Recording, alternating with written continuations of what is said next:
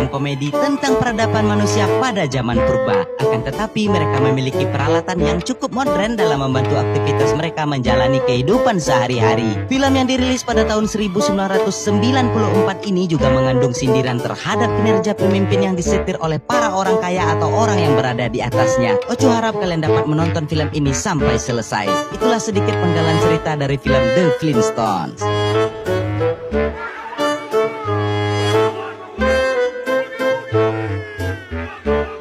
Dibuka dengan memperlihatkan Fred sedang bekerja mengangkat batu menggunakan eskavatornya. Baru aja kerja dimulai, tiba-tiba terdengar suara burung yang menandakan alarm pulang telah berbunyi. Fred yang berbahagia seketika langsung meluncur dan mendarat di atas mobilnya. Dan tak lupa ia mengisi absen harian agar gajinya tidak dipotong. Keesokan harinya, Fred dan sahabat sejatinya Barney sedang jalan-jalan mengelilingi komplek mereka. Barney mengucapkan terima kasih kepada Fred karena ia telah memberikan uang agar Barney dapat mengadopsi seorang anak. Barney melanjutkan apakah Fred takut jika hal ini diketahui oleh istrinya. Mendengar hal tersebut, seketika Fred langsung ngerem mendadak. Dan Fred mengatakan kepada Barney bahwa apapun yang dilakukan suami tidak perlu ada izin istri. Lalu mereka pun melanjutkan perjalanan kembali. Sesampainya di rumahnya yang minimalis ini, Fred langsung dihampiri oleh anjing kesayangannya. Tak lama kemudian datanglah istri Fred yang bernama Wilma mengatakan bahwa saluran wastafel mereka sedang rusak. Lalu Fred pun langsung memeriksanya. Namun alangkah terkejutnya saya melihat saluran wastafalnya ternyata adalah seekor babi. Berbeda dengan kita yang umumnya memakai peralon, kalau si Fred ini malah menggunakan babi agar kotoran yang masuk dari wastafel langsung dimakan oleh sang bagong. Ternyata saluran cuci piringnya ini macet karena terdapat sebuah garpu di dalam mulut babi ini. Lalu Wilma pun menanyakan kepada Fred kemana perginya seluruh uang tabungan mereka. Seketika Fred pun langsung menjawab,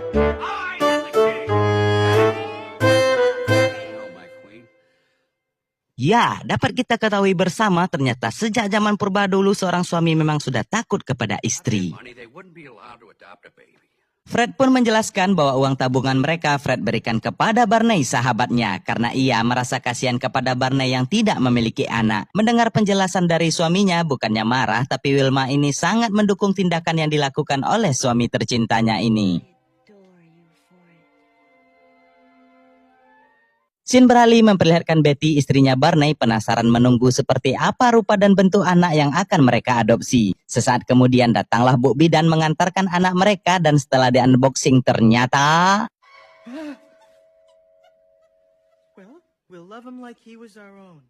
Beruntunglah itu bukan anak yang mereka adopsi, akan tetapi seekor simpanse ini anak dari keluarganya Tommy dan Dini.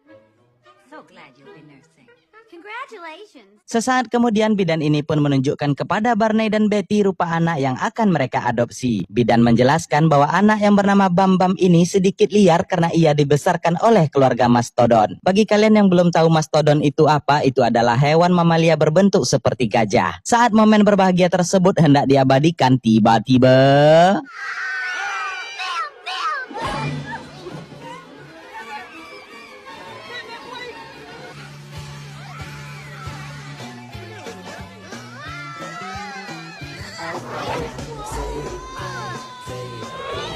Scene berpindah pada malam harinya ketika Fred, Barney, dan para pekerja lainnya mengadakan acara kejuaraan bowling antar komplek. Tibalah saatnya giliran Fred untuk menembak bola. Ia mengeringkan tangannya agar tidak berkeringat dengan nafas kodok. Lalu Fred pun mengambil ancang-ancang dan...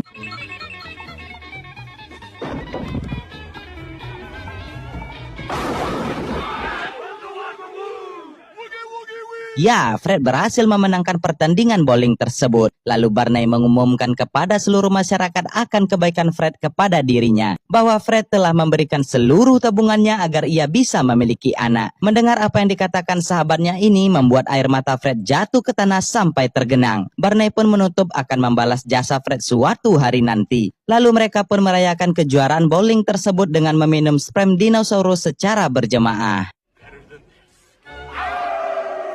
Keesokan harinya kita diperlihatkan para pekerja sedang istirahat makan siang. Menu makan siang Fred adalah paha dinosaurus sedangkan Barney telur dinosaurus. Beberapa rekan lainnya diperlihatkan makan roti tawar daging kadal dan ada juga yang memesan minuman botol dengan burung sebagai pembuka tutupnya. Tak berselang lama datanglah presiden perusahaan batu nisan tersebut yang memberitahukan kepada seluruh karyawan bahwa akan ada ujian cerdas cermat. Bagi karyawan yang mendapatkan nilai tertinggi akan diangkat menjadi wakil presiden. Tentu saja peluang emas ini disambut oleh para pekerja dengan sangat antusias. Seketika Fred pun langsung membayangkan dirinya menjadi seorang atasan dan mempunyai banyak cuan.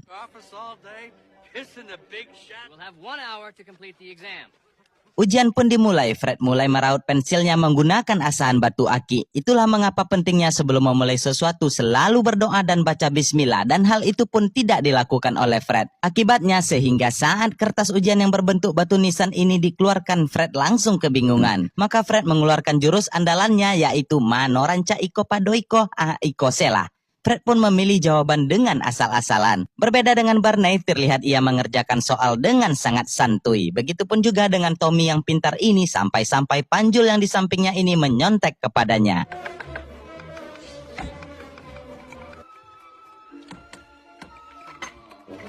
Waktu ujian pun telah berakhir, lalu sang presiden menyuruh semua karyawan agar mengumpulkan jawaban ujian mereka ke dalam sebuah amplop. Barney pun membantu sahabatnya Fred untuk mengumpulkan kertas ujian ke meja presiden. Melihat seluruh jawaban Fred yang salah, Barney pun teringat pada janjinya bahwa ia akan membalas jasa Fred suatu hari nanti. Maka inilah saat yang tepat. Maka Barney pun menukarkan amplop miliknya menjadi amplop milik Fred.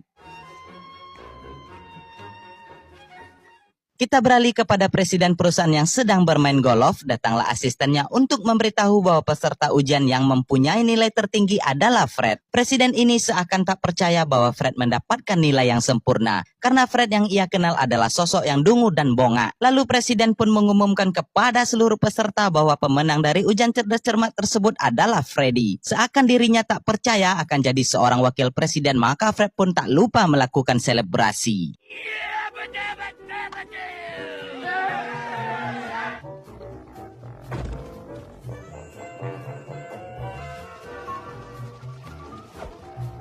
Hari pertama Fred menjabat sebagai wakil presiden, tentu saja ia tidak ingin dirinya terlambat. Fred pun memasang sebuah alarm super canggih yang pastinya membuat Fred langsung terbangun. Fred melanjutkan mencukur kumis dan jenggotnya menggunakan anak buaya, sementara istri Fred menyiapkan sarapan pagi untuk suami tercintanya dengan menu telur mata dinosaurus. Saking canggihnya, Fred pun memiliki shower mandi air panas yang berasal langsung dari perut gajah. Selesai berdandan, Fred pun dipuji oleh anak, istri, bahkan showernya yang bisa berbicara ini juga takjub akan outfit yang dikenakan Fred. Lalu ia pun diantar ke kantor oleh sahabatnya Barney, dan Barney pun bertanya kepada Fred bahwa dirinya harus memanggil bos atau ketua kepada Fred. Lalu Fred menjawab bahwa ia tidak akan pernah melupakan dari mana ia berasal. Fred pun melanjutkan, cukup panggil saja ia dengan panggilan yang mulia. Jancuk juga si Fred.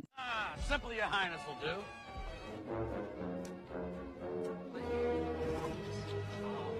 Sesampainya di dalam kantor, Fred pun didatangi oleh presiden dan diantarkan langsung ke ruangan kerja Fred dengan naik lift yang dikayu oleh dinosaurus. Lalu Fred pun diberikan sekretaris pribadi yang seksi yang bernama Sharon untuk membantu pekerjaan Freddy. Dan di sana juga terdapat CCTV berbentuk burung yang bisa berbicara yang akan melaporkan langsung kepada presiden. Can I get you anything? Coffee? Avail yourself of my experience and say... Di sisi lain terlihat presiden dan Sharon memanfaatkan kebodohan Freddy dan mereka berdua akan melakukan penggelapan dana pajak rakyat dan akan melimpahkan seluruh kesalahan kepada Fred. Maka presiden menyuruh Sharon agar menggoda Freddy sehingga Freddy tidak membaca undang-undang yang akan ia tanda tangani. Lalu presiden masuk ke ruangan Fred dan menyuruh Fred agar memecat Barney. Tentu saja si Fred ini menolak permintaan presiden, akan tetapi sang presiden mengancam akan memecat Fred.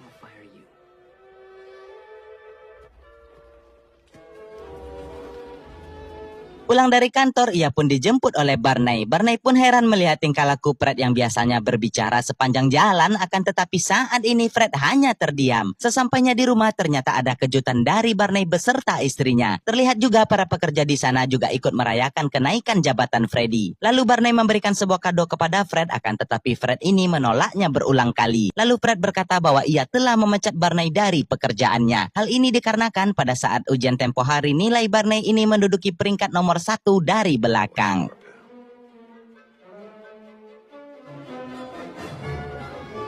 Keesokan harinya terlihat ada sebuah meeting gibah akbar yang dilakukan presiden perusahaan dan seluruh penjabatnya. Fred pun hadir ke rapat tersebut dengan sedikit terlambat dan ia mengatakan bahwa ban mobilnya bocor saat dalam perjalanan. Presiden pun melanjutkan akan membangun sebuah mega proyek canggih dengan tenaga uap, maka seluruh para pekerja akan dipecat karena teknologi rancangannya ini tidak membutuhkan tenaga manusia lagi. Mendengar presentasi dari presiden, maka seluruh anggota dewan ini menolak hal tersebut karena anggota dewan ini mempertimbangkan para pekerja sudah bekerja lama di perusahaan. Lalu sang presiden menjawab akan menaikkan gaji anggota dewan ini sebanyak 4 kali lipat. Dan mari kita dengarkan bersama apa jawaban dari anggota dewan ini. Your income.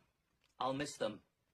You were saying, very impressive, Mr. Vandercade, very impressive. Selesai rapat, Freddy pun kembali ke ruangannya. Tak berselang lama datanglah Sharon membawakan beberapa dokumen untuk ia tanda tangani. Fred pun bertanya kepada Sharon kenapa kerjanya cuma tanda tangan doang sebagai wakil presiden. Fred pun ingin melihat dokumen tersebut terlebih dahulu, akan tetapi Sharon mencegahnya dan berusaha menggoda Freddy. Saat yang bersamaan datanglah istri Fred melihat pemandangan yang indah ini, akan tetapi hal itu tidak dianggap serius oleh istrinya. Hal ini dikarenakan biarlah suaminya selingkuh asal ia bisa membeli tas dan sepatu Louis Vuitton, Gucci, Hermes dan memakai kerudung setinggi tiang listrik. Ia pun melanjutkan bahwa sahabatnya si Barney sudah menjual rumahnya karena ia sudah tidak memiliki pekerjaan lagi akibat dipecat oleh Freddy tempo hari lalu. Maka mereka berdua pun sepakat untuk menampung keluarga Barney hidup dan tinggal bersama mereka. Are you sure it's okay with Fred? Oh, absolutely. Fred, you know it's only temporary. It better be. Keesokan harinya saat di kantor, Fred yang sudah pintar pun bertanya kepada Sharon bukankah teknologi ini membuat para pekerja kehilangan pekerjaannya. Akan hal tersebut, Sharon pun melaporkan kepada presiden bahwa Fred bukanlah seorang yang bodoh. Mereka berdua pun akan melakukan strategi cara lama yang selalu berhasil, yakni memberikan uang yang banyak agar Fred mau menandatangani dokumen tanpa bertanya dan membaca. Top executive at this company, you've got to start living like one.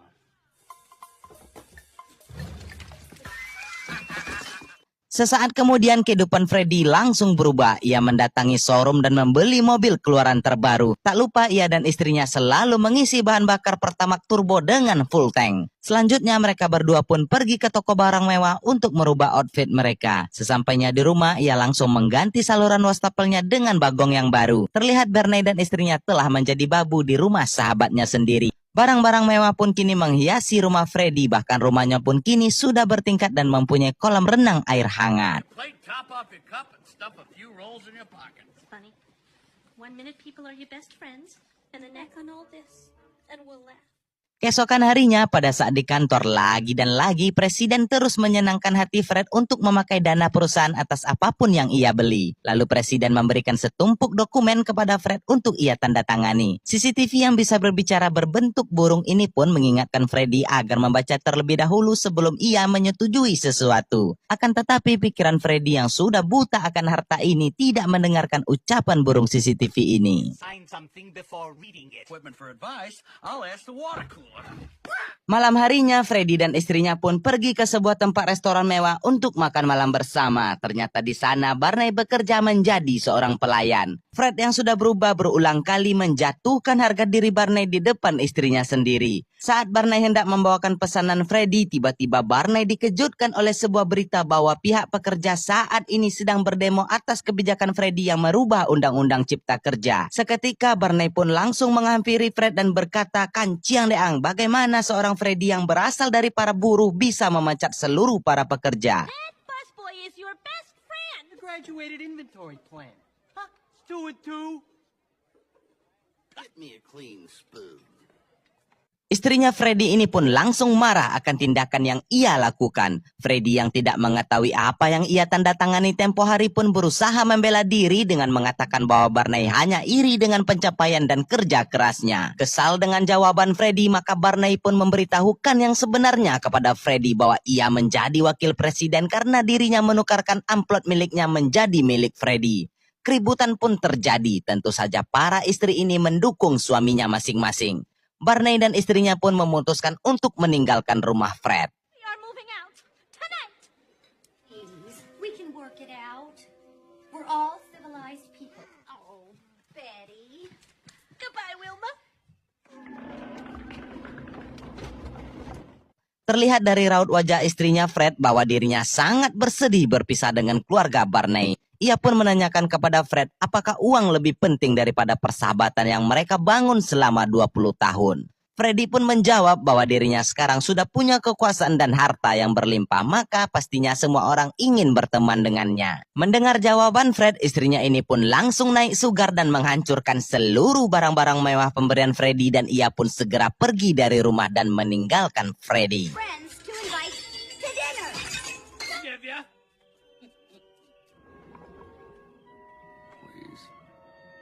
Esok harinya dalam perjalanan menuju kantor, Freddy sudah dikepung oleh para pendemo yang tak lain adalah teman-teman saat ia masih menjadi kaum BPJS. Merasa ada yang salah, Fred pun langsung bergegas ke dalam kantor dan membaca ulang seluruh dokumen yang pernah ia tanda tangani. Merasa dirinya telah dijadikan kambing hitam padahal dirinya tidak melakukan pemecatan dan tidak mengambil uang haram hasil korupsi. Fred pun berniat melaporkan tindakan presiden perusahaan ini kepada bagian keamanan. Dimulai dari korupsi hambalang, EKTP, bansos, tower, bahkan sampai menyembunyikan dan tidak mau mengungkapkan aliran dana 350 triliun. Anjing gadang. Never get away with this. I already have.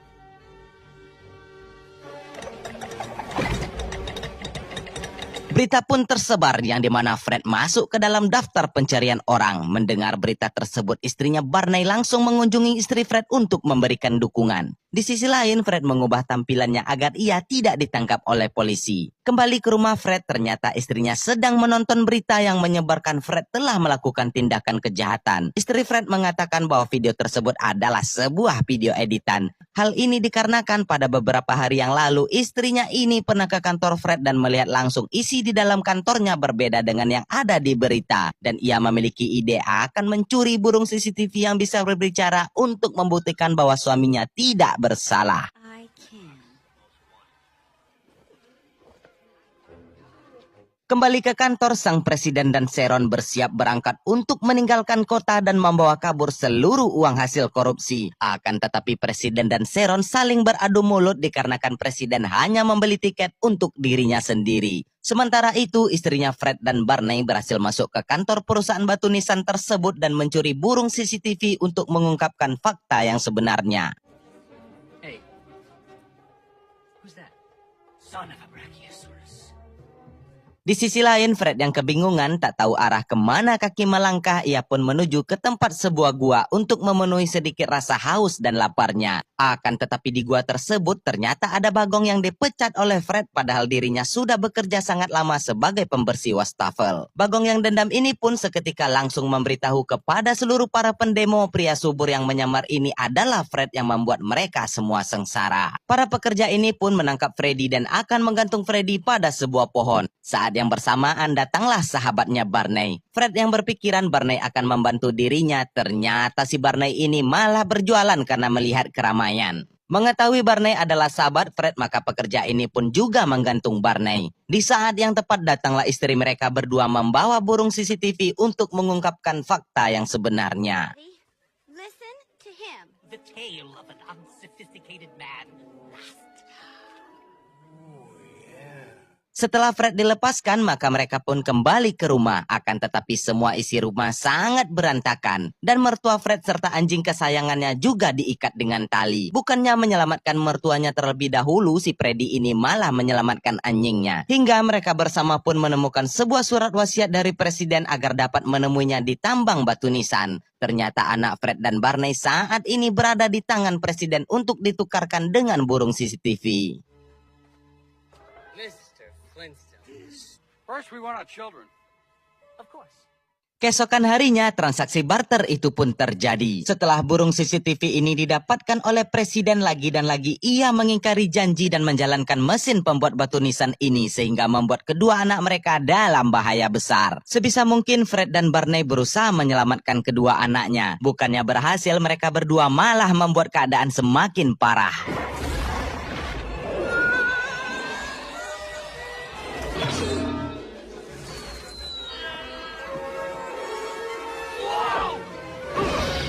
You called me Dada!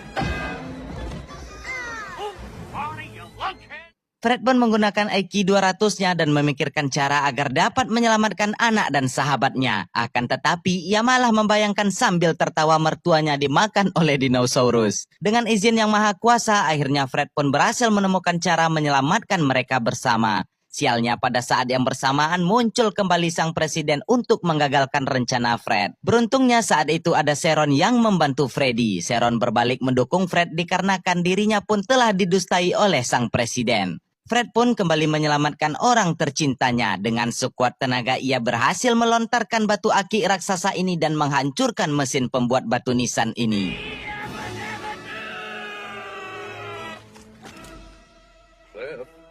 Lalu Fred pun melihat sang presiden hendak melarikan diri. Seketika Fred langsung mengambil ancang-ancang untuk melakukan lemparan bowling karena hanya satu bidang ini saja yang ia kuasai.